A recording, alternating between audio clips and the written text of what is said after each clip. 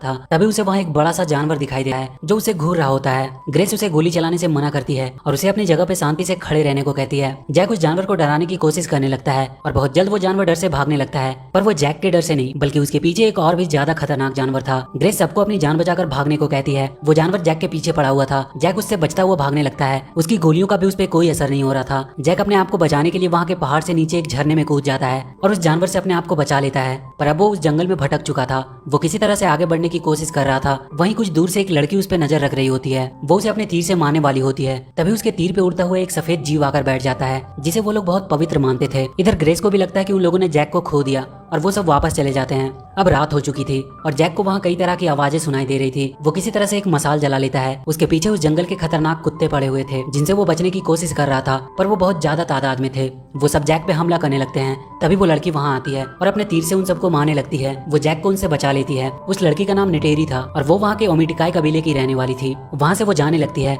Jack उसके साथ ही जाने की बात करता है, पर वो उसे अपने साथ ले जाने से मना करती है। तभी जैक के शरीर के ऊपर बहुत सारे वही सफेद जीव आकर बैठ जाते हैं। नेटेरी उसे बताती है कि ये यहाँ के पवित्र पेड़ के बीज हैं। लगता है उसका दिल बहुत साफ है, इसलिए ये उसके ऊपर आए। वो उसे लेकर अपने साथ जाने लगती है। तभी वहाँ उसके कबीले के और बहुत से सैनिक आ जाते हैं जो जैक को पकड़कर वहाँ के राजा के सामने पेश करते हैं। वहाँ के राजा नेटेरी के पिता ही थे। वो उनसे कहती है कि पवित्र पेड़ की बीज ने उसे इशारा दिया था, इसलिए वो इसे अपने साथ ला रही थी। नेटेरी की माँ वहाँ की कुल गुरु थी।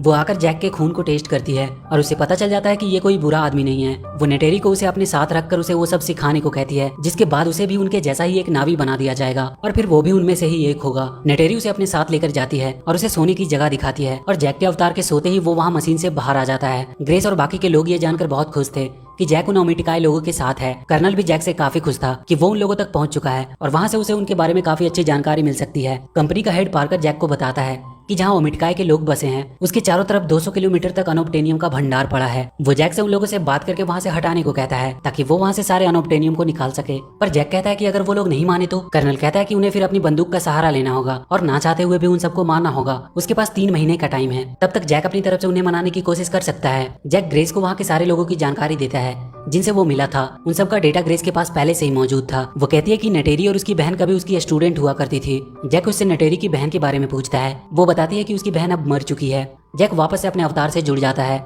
नेटेरी उसे वहाँ के घोड़ों की सवारी करना सिखा रही होती है। वो जैक को उसकी चोटी से घोड़े से जोड़ने को कहती है। इससे उन दोनों के बीच एक संबंध जुड़ जाता है और फिर वो उसे अपने मुताबिक चला पाएगा। वो उसे उस घोड़े की धड़कन को महसूस करने को कहती है और फिर उसे अपने मन से कहीं भी जाने के लिए आदेश देने को कहती है। पर अपनी पहली सवारी में जैक बुरी तरह से असफल रहता है। वहाँ उस कबीले का सेनापति आता है जिसका नाम सूटे था। वो जैक को अभी भी वापस चले जाने को कहता है क्योंकि वो कभी भी उनके जैसा नहीं बन पाएगा। कंपनी वाले जंगल के सबसे बड़े पेड़ को गिराने की सोच रहे थे क्योंकि उसी के नीचे सबसे ज्यादा अनोप्टेनियम मौजूद था। पर दिक्कत ये थी कि वहाँ के लोगों के लिए ये पेड़ बहुत ही धार्मिक था। उनका मानना था कि इसमें उनकी देवी ईवा का वास है।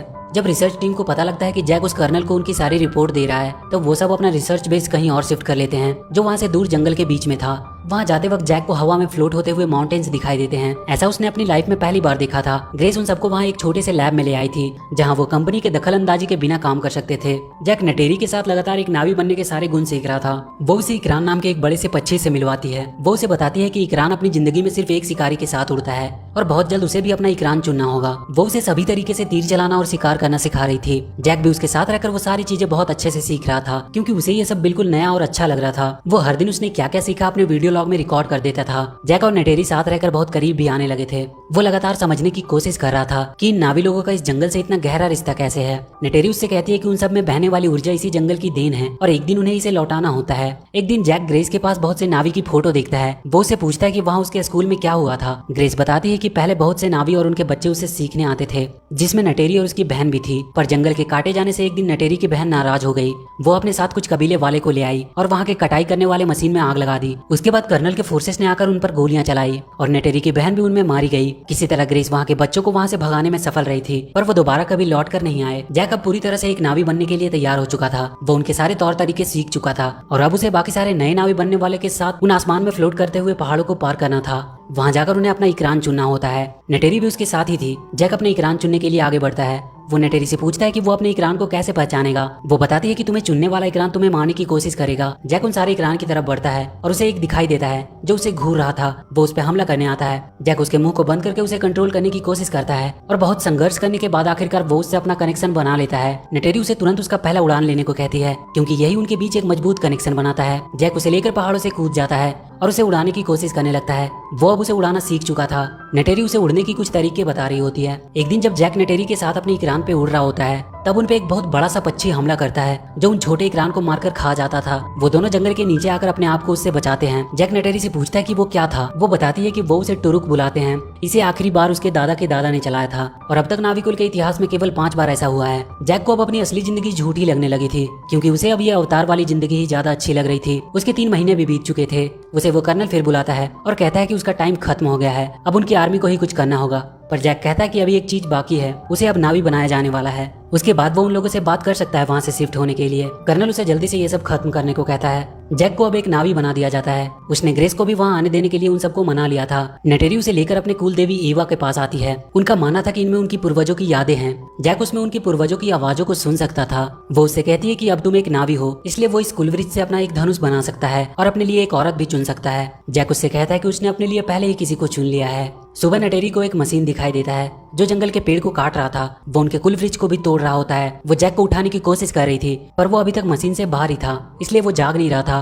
पर जैसे ही जैक मशीन में जाता है वहाँ उसका अवतार जाग जाता है। वो उन सबको पेड़ काटने से रोकने लगता है पर वो नहीं रुकते हैं। जैक जाकर उस मशीन का कैमरा तोड़ देता है पर वहाँ के सोल्जर उस पे गोलियां चलाने लगते हैं। वो नेटेरी को लेकर वहाँ से भाग जाता है। वो लोग उनके कुल वृक्ष को तोड़ देते हैं। कर्नल जब कैमरे में देखता है कि जैक ने उनके कैमरे को तोड़ा था तो वो उस पर और भी ज्यादा गुस्सा हो जाता है। इधर ओमिटिकाई के लोग इंसानों के खिलाफ जंग छेड़ने की बात कर रहे थे। जैक उन्हें समझाने की कोशिश करता है कि वो लोग बहुत ज्यादा मजबूत हैं। सूटा उसकी बातें मानने से इनकार कर रहा था। जैक उनसे कहता है कि वो जाकर उनसे बात करेगा और उन्हें रोकने की पूरी कोशिश करेगा। तब तक कर्नल गुस्से में लैब में पहुंच जाता है और उनकी मशीन को बीच में ही बंद कर देता है, जिसकी वजह से ग्रेस और जैक का अवतार वहीं बेजान होकर गिर जाता है। सूटा तुरंत समझ जाता है कि वो उनका दुश्मन है और उसे मारने जाता है पर नेटेरी आकर उसे रोक देती है। कर्नल ग्रेस को जैक की वीडियो लॉग दिखाता है जिसमें वो कह रहा था कि ओमिटिकाई के लोग कभी अपने गांव को छोड़ने वाले नहीं हैं, चाहे कोई कितनी भी कोशिश क्यों न कर ले। इसलिए कर्नल अब उस पर हमला करने वाला है क्योंकि उनसे बात करने का अब कोई फायदा नहीं है। सूटा अपने कबीलों की फौज की मदद से उनकी सारी मशीनों में आग लगा देता है। कर्नल को अब एक और बहाना मिल गया था उन पे हमला करने का। ग्रेस कहती है कि उन्होंने जानबूझकर उनकी धार्मिक पेड़ों को तोड़ा ताकि वो लोग कुछ रिस्पॉन्स करे और उसका बहाना बनाकर वो उनके गाँव पे हमला कर सके। तभी ट्रूडी वहाँ आती है और कहती है कि वो लोग उस बड़े पेड़ को आज गिराने वाले हैं। ग्रेस जाकर पार्कर से बात करती है और कहती है कि वो ऐसे ही इतने लोगों को नहीं मार सकते और वो पेड़ उनके लिए धार्मिक है, वो उसे छोड़कर भागेंगे भी नहीं। पार्कर जैक को 1 घंटे का टाइम देता है। वो जाकर उन सबको वहाँ से हट जाने के लिए समझाए। जैक उन सारे कबीले वालों के पास पहुँचता है और कहता है कि वो लोग हमला करने आ रहे हैं, उन्हें वहाँ से जाना होगा, नहीं तो सबके सब मारे जाएंगे। वो कहता है कि उसे यहाँ उनके तौर तरीके सीखने के लिए भेजा गया था ताकि एक दिन उन्हें वो समझाकर यहाँ से हटा सके, पर उनके साथ रहकर उसे भी इस जंगल से प्यार हो गया। ये सुनकर नेटेरी उस पे बहुत गुस्सा करती है क्योंकि उसने उस पे भरोसा किया था। जैक उसे समझाने की बहुत कोशिश करता है। वो सब जैक और ग्रेस को बंदी बना लेते हैं और जब कर्नल ऊपर अपने चॉपर से देखता है तो वो समझ जाता है कि उनकी बात नहीं बनी और वो अपने फोर्सेस को मिसाइल्स फायर करने का ऑर्डर देता है। ओमिटिकाई के लोग उन पर अपने तीरों से हमला कर रहे होते हैं जिनका उन पे कोई असर नहीं होता है। वो मिसाइल से दागने लगते हैं। जैक अभी भी उन्हें समझाने की कोशिश कर रहा था कि वो यहाँ से चले जाए। नेटेरी की माँ वहाँ आती है और वो जैक और ग्रेस को आजाद कर देती है।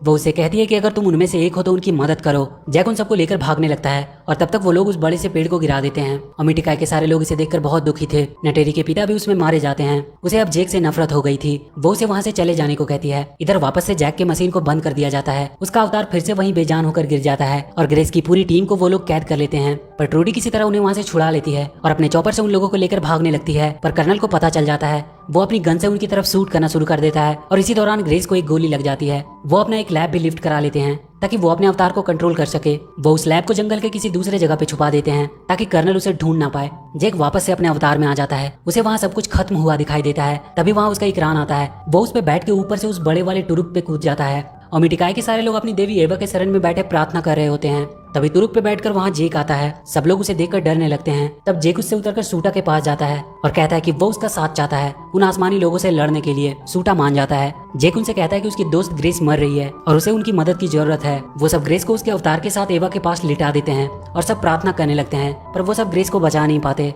जेक वहाँ के सारे लोगों से बात करता है कि वो आसमानी लोग उनकी जमीन को लूटने आए हैं, पर वो ऐसा होने नहीं देंगे। वो सारे कबीले वाले को एक साथ आने को कहता है ताकि वो उनका मुकाबला कर सके। और वो पेंडोरा के सारे कबीले वालों के पास गए और जब टुरुक पे उड़ता हुआ जेक ने उन्हें आवाज दी तो वो सब साथ आए अपनी जमीन की हिफाजत के लिए। कर्नल भी अपने सारे सैनिकों से कह रहा था कि उसके दुश्मन बढ़ते ही जा रहे हैं, इसलिए उन्हें पहले ही उन सब पे हमला करना होगा ताकि वो उन पे हमला करने की जरूरत ना कर सके। वहाँ का एक साइंटिस्ट ये सब बात जेक तक पहुँचा देता है कि कर्नल कल 6 बजे हमला करने वाला है। जेक लड़ाई से पहले वहाँ की देवी ईवा के पास जाता है और उन आसमानी लोगों से लड़ने में उनकी मदद करने को कहता है, क्योंकि एक बार अगर इंसान यहाँ से कुछ ले जाने में कामयाब हो गए तो फिर और भी आएंगे और इस प्लेनेट को धरती की तरह ही लूट कर खत्म कर देंगे। नेटेरी वहां आती है और उनसे कहती है कि उनकी देवी किसी की साइड नहीं लेती, वो तो सिर्फ जीवन का संतुलन बनाए हुए है। और अगले दिन जेक अपने सारे इकरान पे उड़ने वाले सैनिकों को लीड कर रहा था। सारे फोर्सेस भी तैयार थे, वो जंगल में आ चुके थे और कर्नल ऊपर सारे हेलीकॉप्टर्स को लीड कर रहा था। वो वहाँ जंगल के बीच बहुत सारे एक्सप्लोजिव गिराने वाले थे।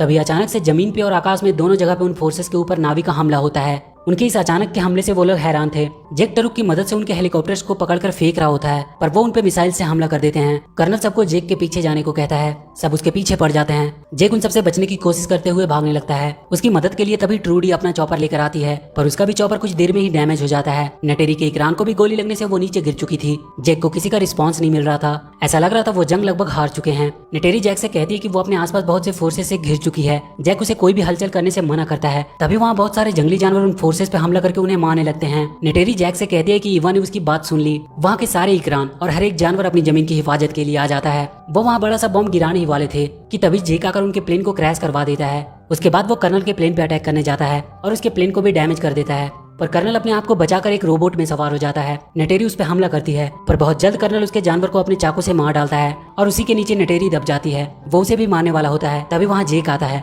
और उससे लड़ने लगता है, पर कर्नल उस पर भारी पड़ रहा होता है। पर अचानक से एक वॉर में जेक उसके रोबोट में बड़ा सा छेद कर देता है। कर्नल को ऑक्सीजन का मास्क पहनना पड़ता है और वो जेक को छोड़कर वहाँ रखे उसकी मशीन को तोड़ने लगता है, जिससे उसका अवतार से कनेक्शन टूटने लगता है। कर्नल उसे मारने ही वाला होता है, तभी नेटेरी उसे अपनी तीर से मार देती है और वो जेक को उठाती है। उसका अवतार अब बेजान हो चुका था, क्योंकि मशीन के टूट जाने से जेक का अवतार से कनेक्शन टूट चुका था और वो मशीन से निकलकर अपने मास्क तक पहुंचने की कोशिश कर रहा था, पर उस तक ना पहुंचने की वजह से वो वहीं बेहोश हो जाता है। तभी नेटेरी वहाँ आती है और उसे मास्क पहनाती है। जेक को वापस से होश आ जाता है। वो नेटेरी से कहता है कि उन्होंने जंग जीत ली है और उसके बाद सारे इंसानों को वापस धरती पे भेज दिया जाता है। उनमें से कुछ ही लोगों को वहाँ रहने दिया जाता है जिनका दिल साफ था। और कुछ दिन बाद एवा की मदद से जेक भी अपने आप को हमेशा के लिए अवतार में ही